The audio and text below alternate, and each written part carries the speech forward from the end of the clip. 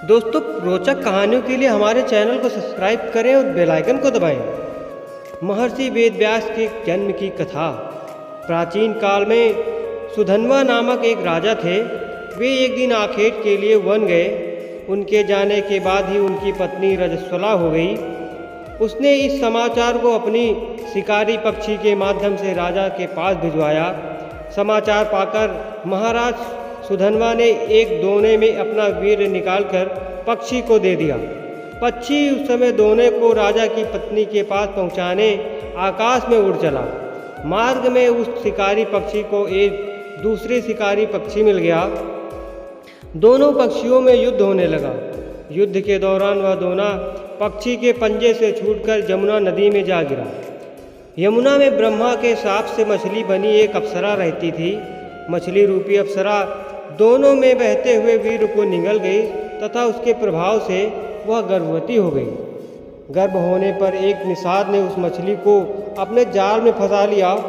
निषाद ने जब मछली को चीरा तो उसके पेट में एक बालक तथा एक बालिका निकली। निषाद उस शिशु को लेकर महाराज सुधन्वा के पास गया। महाराज सुधन्वा के पुत्र न होने के कारण उन्होंने बालक को अपने पास रख लिया, जिसका नाम मत्स्यराज हुआ।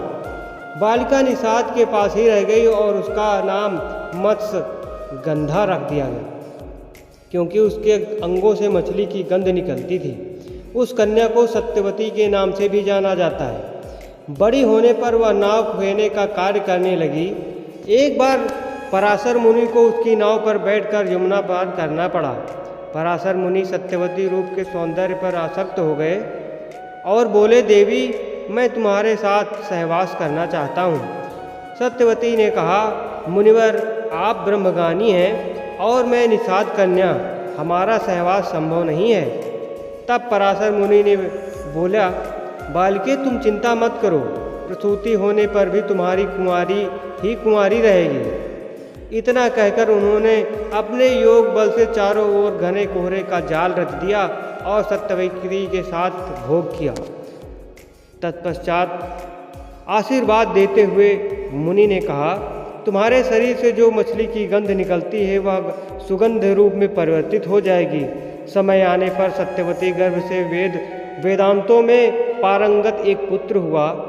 जन्म होते ही वह बालक बड़ा हो गया और अपनी माता से बोला, माता, तू जब कभी भी विपत्ति में मुझे स्मरण करेगी, मैं उपस्थित हो जाऊंगा। इतना कहकर वे तपस्या करने के लिए द्वैपायन द्वीप चले गए। द्वैपायन द्वीप में तपस्या करने तथा उनके शरीर का रंग काला होने के कारण उन्हें कृष्ण द्वैपायन कहा जाने लगा। आगे चलकर वेदों का भाष्य करने वाले होने के कारण वेदव्यास के नाम से प्रसिद्ध विख्यात हुए। तो दोस्तों, वेदव्यास जी की ये कथा आपको कैसी लगी, हमें कमेंट करके बताइए।